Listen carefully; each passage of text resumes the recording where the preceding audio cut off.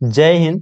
आपका स्वागत है आपके अपने चैनल योजना मंथन पर। आज की इस वीडियो में अगर आपने MPESB पुराना PEB की किसी भी परीक्षा के लिए आवेदन किया था और एप्लीकेशन नंबर भूल गए हैं तो घबराने की जरूरत नहीं है।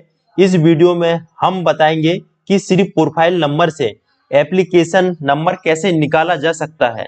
सबसे पहले आप किसी भी ब्राउजर को ओपन करें, सर्च इंजन में टाइप करें MPPSB और सर्च करें। First MP employer selection board Bhopal, इस पर क्लिक करें। किसी एक भाषा का चयन करें। मध्य प्रदेश कर्मचारी चयन मंडल का होम पेज ओपन हो जाएगा। इसका लिंक वीडियो के डिस्क्रिप्शन बॉक्स में लिंक कर दिया हूँ। जैसे इस लिंक पर क्लिक करोगे इस पेज पर आ जाओगे।